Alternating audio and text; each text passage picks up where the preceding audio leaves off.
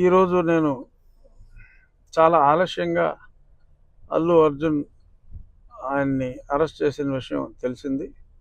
నేను నియోజకవర్గంలో వివిధ కార్యక్రమాల్లో ఉన్నందువల్ల నాకు ఆ విషయం తెలియలేదు. అది చూసిన తర్వాత అరెస్ట్ చాలా బాధ అనిపించింది. ఇంతకంటే అన్యాయం ఇంకొకటి ఉండదు. ఎందుకంటే అతను నటుడు, అతను సినిమా నిర్మాత కాదు.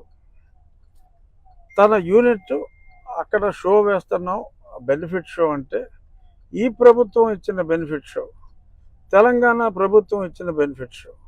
ఆ బెనిఫిట్ షోకి తన నిర్మాతలు తనని ఆహ్వానిస్తే అల్లు అర్జున్ని, అతను అక్కడికి వెళ్ళినప్పుడు సూపర్ స్టార్గా ప్రస్తుతం అల్లు అర్జున్ గత పుష్ప 1 తర్వాత పాన్ ఇండియా స్టార్ ప్రభాస్ లాగా అతను కూడా పాన్ ఇండియా సూపర్ స్టార్ అయ్యాడు. దానికి తగ్గట్టే ఫ్యాన్ బేస్ ఉంటుంది. మరి అటువంటి ఫ్యాన్ బేస్ ఉన్న వ్యక్తి అక్కడికి వెళ్తున్నప్పుడు యాక్సిడెంట్ ఈజ్ అన్ యాక్సిడెంట్. అది అందుకే యాక్సిడెంట్ అంటారు దాన్ని. So incident is different, accident is different. మరి అలాగా తొక్కిసలాట్లో అంటే అర్జున్ గురించో లేకపోతే సినిమా చూడటం గురించో వచ్చిన ఆ తొక్కిసలాట్లో ఒక వ్యక్తి మరణించడం చాలా బాధాకరం. సో దానికి కూడా వాళ్ళు స్పందించి ఇమీడియట్గా ఒక నష్టపరిహారం, ప్రాణం విలువ అపారం అయినప్పటికీ యాక్సిడెంట్లో చనిపోతారు. యాక్సిడెంట్లో అది బాధాకరం అయినప్పటికీ కూడా దానికి ఒక వ్యక్తిని యాక్సిడెంట్కి బాధ్యుని చేయటం, సంబంధం లేని వ్యక్తిని. ఎందుకంటే ఒక హీరో అతన్ని పిలిచినప్పుడు ఆ హీరో ఏదైనా నీకు పోలీస్ అప్రూవల్ ఉందా, పోలీసు వాళ్ళు పర్మిషన్ ఇచ్చారా? ప్రభుత్వం పర్మిషన్ ఇచ్చిన షో అది. 1000 రూపాయలు కలెక్ట్ చేసుకోండి, షో వేసుకోండి అని చెప్పి ప్రభుత్వం ఇచ్చిన వెసులుబాటు. సో ఈ పర్మిషన్ కూడా ఉంటుంది అని అర్జునే కాదు ఎవరైనా అనుకుంటారు అక్కడికి వెళ్ళేటప్పుడు.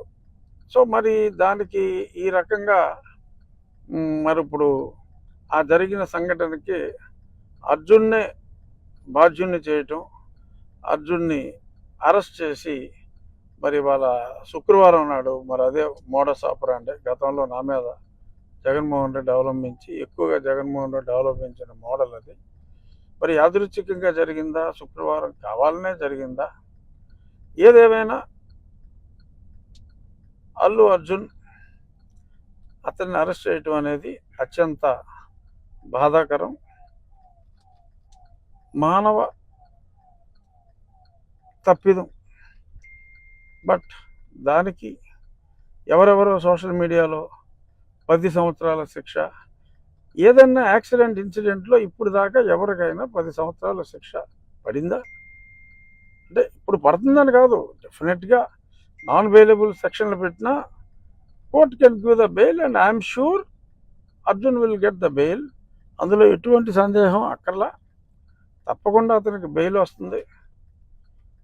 కానీ ఈ రకంగా మరి చేయటం అనేది ఇంకా సినిమా స్టార్స్ అనేవాళ్ళు ప్రజల్లోకి రావటానికే భయపడే సిచ్యువేషన్ క్రియేట్ అవుతుందేమో అని నాకు అనిపిస్తుంది. ఇది డెఫినెట్గా రేవంత్ రెడ్డి గారి దృష్టికి వెళ్ళే మరి అరెస్ట్ జరిగిందా, ఆయనకి తెలియకుండా జరిగిందో నాకు తెలియదు. ఖచ్చితంగా అల్లు అర్జున్ని he must be released immediately. This is the demand of the public. తప్పు చేస్తే శిక్షించండి. ఆయన ఎవరైనా ఏదైనా హత్య చేస్తే శిక్షించవచ్చు, అంతేగాని ఒక యాక్సిడెంట్ జరిగితే ఆయన గురించే జనం అందరూ వచ్చారు, మీరిచ్చిన అనుమతి వలన ఆ సినిమా చూడటానికి వచ్చారని ఎందుకు అనుకోకూడదు? అలా అనుకుంటే బాధ్యులు ఇంకెవరో అవుతారు. సో దయచేసి my appeal to honourable chief minister of Telangana, దయచేసి ఈ కేసు నేను విన్నా ఎవరైతే ఆ కంప్లైంట్ ఇచ్చారో ఆ కంప్లైంట్ ఇచ్చిన వ్యక్తి కూడా ఇది సమంజసం కాదు అని ఆ కంప్లైంట్ కూడా విత్డ్రా చేసుకోవటం జరిగిందని కూడా నేను చూశాను. సో కాబట్టి విజ్ఞత ప్రదర్శించి ఇటువంటి కేసులో ఇరికిస్తే అది చాలా చెడ్డ మెసేజ్ ఇచ్చే అవకాశం ఉంది. కాబట్టి it might be an anomaly, kindly rectify it అని చెప్పి మనస్ఫూర్తిగా నా మిత్రుడైన రేవంత్ రెడ్డి గారిని మీడియా ముఖంగా నేను రిక్వెస్ట్ చేస్తున్నాను. తప్పకుండా Allu Arjun will get bail immediately.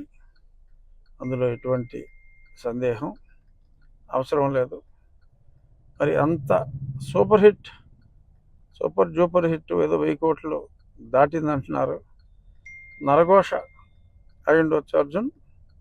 Don't bother, he will come out clean, he will come out hopefully today itself or latest by tomorrow.